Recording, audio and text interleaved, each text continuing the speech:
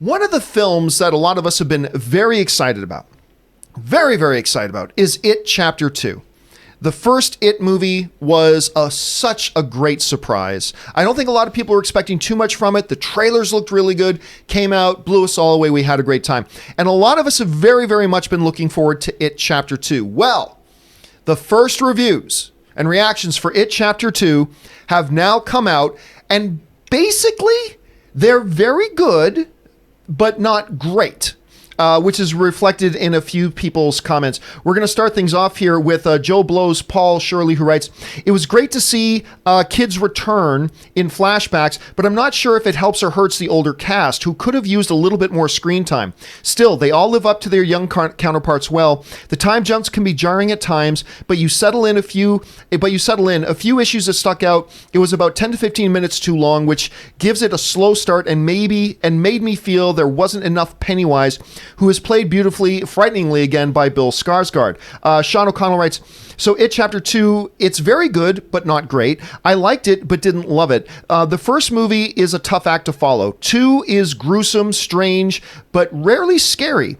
Nails important aspects from the book, but feels overlong. Cast is aces, though, and Bill Hader should be in the Oscar conversation." That's one of the common things I've read through a lot of them, is that Bill Hader, which you wouldn't expect, who's good, but everybody's saying he was an absolute standout in this. Our friend Peter Soretta from over there at Slash Film writes, "It Chapter 2 is probably scarier than Chapter 1, more Pennywise imagery to haunt your dreams, but it also loses a lot of charm in the shift in focus from the coming of age to the now adults. At nearly 3 hours, it feels very long."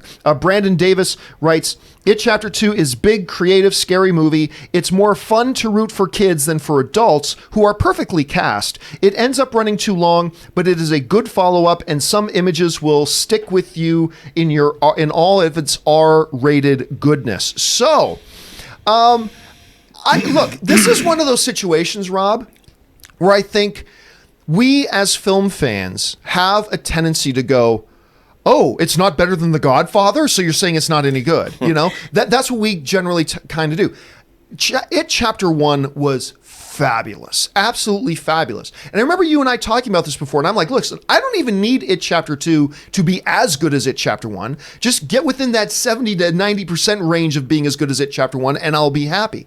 It sounds to me like the people who've seen the movie enjoy the movie. They're saying it's a good movie, just maybe not as good as it could have been or whatever, but that doesn't at all sound to me like it's not worth seeing, because I already know there are going to be people going, "Oh, so then I guess it sucks," because they're not saying it's the best thing ever. I think it still sounds good, maybe not quite as good. Are you surprised to hear the reactions that we're hearing, or is this right around you were expecting it to be? What do you think? Well, these kinds of criticisms, everything that you just read, I don't believe them, if that makes any sense, because everybody walks into movies these days expecting them to be like handing down them the tablets from God. Right. And that they're going to be given the new gospel that is going to change their lives. I mean, that's how I feel that movie criticism has devolved into.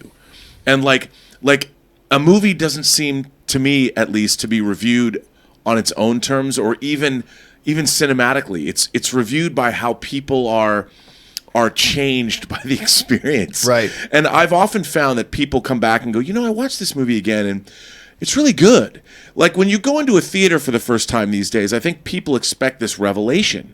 And sometimes when they're not getting exactly what they want in the first 10 minutes, their perception is a little skewed. And then when they can get it at home on, say, 4K disc like I do, they can sit down and they watch something and they sit with it. And the expectation, they're just sitting down to enjoy it more. I hear this a lot more about Endgame. Now that it's come out on video, people are watching it and going, "Wow, this movie's really good. It's better than I remember," or whatever.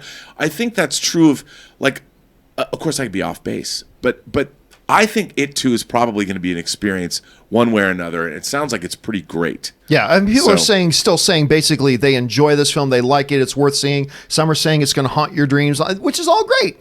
which is all great. They're just like saying this may not be the greatest thing ever, which is unfortunately where we as film fans are these days. It's like, is it the best thing ever? And if it's not, then we get disappointed. Question is, guys, what do you think about these initial reactions we're hearing to It Chapter 2? Are you completely satisfied? Are you still excited about seeing it? Do these reviews hamper some of your enthusiasm? Let us know what you think. Jump down to the comment section below and let us know your thoughts. All right.